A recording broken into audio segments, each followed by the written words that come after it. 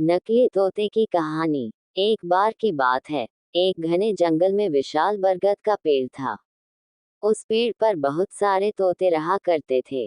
वे सभी हमेशा इधर उधर की बात करते रहते थे। उन्हीं में एक मिट्ठू नाम का तोता भी था। वह बहुत कम बोलता था और शांत रहना पसंद करता था। सब उसकी इस आदत का मजाक उड़ाया करते थे, लेकिन वह कभी भी किसी की बात का बुरा नहीं मानता था। एक दिन दो तोते आपस में बात कर रहे थे। पहला तोता बोला, मुझे एक बार बहुत अच्छा आम मिला था। मैंने पूरे दिन उसे बड़े चाव से खाया। इस पर दूसरे तोते ने जवाब दिया, मुझे भी एक दिन आम का फल मिला था। मैंने भी बड़े चाव से उसे खाया था। वहीं मिट्ठू तोता चुपचाप बैठा था। तब तोतों के मुखिया ने उसे देखते हुए कहा, अरे हम तोतों का तो काम ही होता है बात करना, तुम क्यों चुप रहते हो? मुखिया ने आगे कहा, तुम तो मुझे असली तोते लगते ही नहीं, तुम नकली तोते हो। इस पर सभी तोते उसे नकली तोता कहकर बुलाने लगे, लेकिन मिट्ठू तोता फिर भी चुप था। ये सब चलता रहा। फिर एक दिन रात में मुखिया की बीवी का हार चोरी हो गया। मुखिया की बीवी रोती हुई आए और उसने पूरी बात बताई। मुखिया की बीवी ने कहा, किसी ने मेरा हार चोरी कर लिया है और वो हमारी ही झुंड में से एक है। ये सुनकर मुखिया ने तुरंत सभा बुलाई। सभी तोते तुरंत सभा के लिए इकट्ठा हो गए। मुखिया ने कहा, मेरी बीवी का हार चोरी हो गया है और मेरी बीवी ने उस चोर को भागते हुए भी देखा है। वह चोर आप लोगों में से ही कोई एक है। ये सुनकर सभी हैरान हो गए। मुखिया ने फिर आगे कहा कि उसने अपने मुंह को कपड़े से ढक कर रखा हुआ था, लेकिन उसकी चोंच बाहर दिख रही थी। उसकी चोंच लाल रंग की थी। अब पूरे झुंड की निगाह मिट्ठू तोते और हीरू नाम के एक दूसरे तोते पर थी, क्योंकि झुंड में केवल इन्हीं दोनों की चोंच लाल रंग की थी। ये सुनकर सभी मुखिया से चोर का पता लगाने के लिए बोलने लगे, लेकिन मुखिया ने सोचा कि ये दोनों मेरे अपने हैं। मैं कैसे इनसे पूछ सकता हूँ कि तुम चोर हो क्या? इसलिए मुखिया ने एक कौवे से इसका पता लगाने के लिए मदद ली। असली चोर का पता लगाने के लिए कौवे को बुलाया गया। कौवे ने लाल चोंच वाले हीरू और मिट्ठू तोते को सामने बुलाया। कौवे ने दोनों तोतों से पूछा कि तुम दोनों चोरी के समय कहाँ थे? इस पर हीरू तोता जोर जोर से बोलने लगा, मैं उस दिन बहुत थक गया था। इसलिए खाना खाकर मैं उस रात जल्दी सोने के लिए चला गया था। वहीं मिट्ठू तोते ने बहुत धीमी आवाज में जवाब दिया। उसने कहा, मैं उस रात सो रहा था। इस बात को सुनकर कौवे ने फिर पूछा, तुम दोनों अपनी बात साबित करने के लिए क्या कर सकते हो? इस पर हीरू तोता फिर बड़ी तेज आवाज में बोला, मैं उस रात सो रहा था। मेरे बारे में सब जानते हैं। ये चोरी मिट्ठू ने ही की होगी, इसलिए वह इतना शांत होकर खड़ा है। मिट्ठू तोता चुपचाप खड़ा हुआ था। सभा में मौजूद सभी तोते चुपचाप ये सब देख रहे थे। मिट्ठू तोता फिर धीमी आवाज में बोला, मैंने ये चोरी नहीं की है। इस बात को सुनकर कौवा मुस्कुराकर बोला कि चोर का पता लग गया है। मुखिया के साथ साथ सब लोग हैरानी से कौवे की ओर देखने लगे। कौवे ने बताया कि चोरी हीरू तोते ने की है। इस पर मुखिया ने पूछा, आप ये कैसे कह सकते हैं? कौवे ने मुस्कुराकर कहा, हीरू तोता जोर जोर से बोलकर अपने झूठ को सच साबित करने में लगा था, जबकि मिट्ठू तोता जानता है कि वह सच बोल रहा है।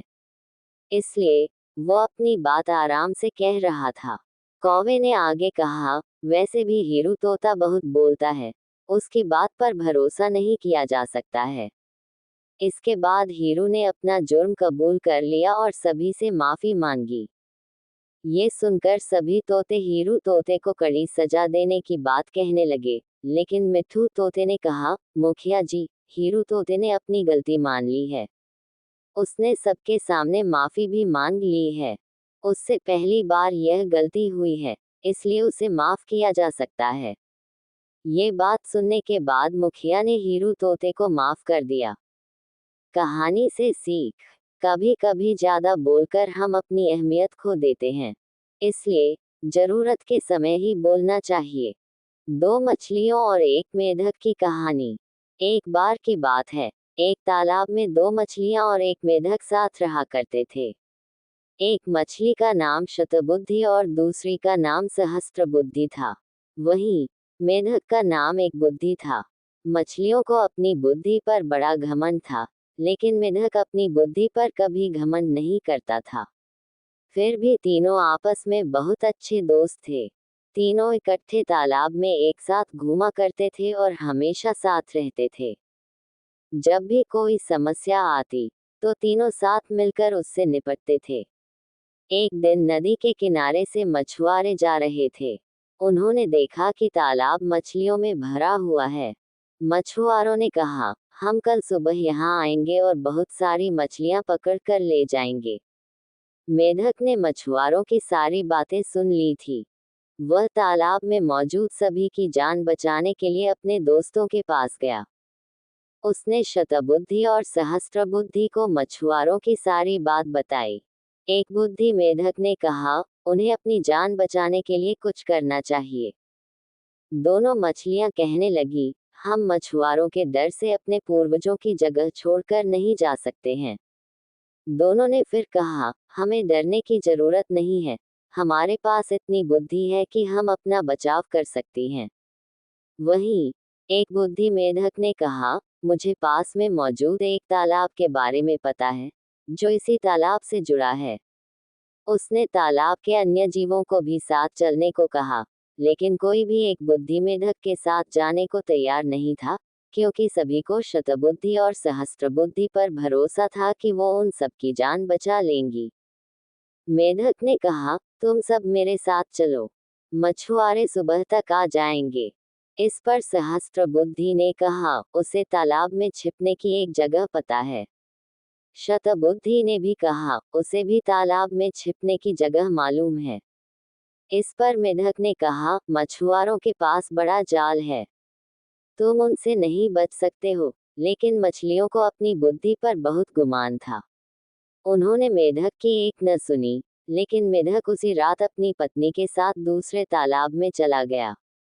शतबुद्धि और सहस्त्रबुद्धि ने एक बुद्धि का मजाक उड़ाया। अब अगली सुबह मछुआरे अपना जाल लेकर वहां आ पहुंचे। उन्होंने तालाब में जाल डाला। तालाब के सभी जीव अपनी जान बचाने के लिए भागने लगे, लेकिन मछुआरों के पास बड़ा जाल था, जिस कारण कोई भी बचकर नहीं जा सका। जाल में बहुत सारी मछलियां पकड़ी गईं। शतबुद्धि और सहस्त्रबुद्धि ने भी बहुत बचने की कोशिश की, लेकिन उन्हें भी मछुआरों ने पकड़ ही लिया। जब उन्हें तालाब से बाहर लाया गया, तब तक दोनों की मौत हो चुकी थी। शतबुद्धि और सहस्त्रबुद्धि का आकार सबसे बड़ा था, इसलिए मछुआरों ने उन्हें लग रखा था। उन्होंने बाकी मछलियों को एक टोकरी में डाला, जबकि शतबुद्धि और सहस्त्रबुद्धि को कंधे पर उठाकर चल दिए। जब वह दूसरे तालाब के सामने पहुंचे, तो एक बुद्धि मेढक की नजर इन दोनों पर पड़ी। उसे अपने मित्रों की यह हालत देख बड़ा दुख हुआ। उसने अपनी पत्नी से कहा कि काश इन दोनों ने मेरी बात मान ली होती, तो आज ये जिंदा होती। कहानी से सीख, कभी भी अपनी बुद्धि पर घमंड नहीं करना चाहिए। एक दिन यही घमंड जानलेवा साबित हो सकता है।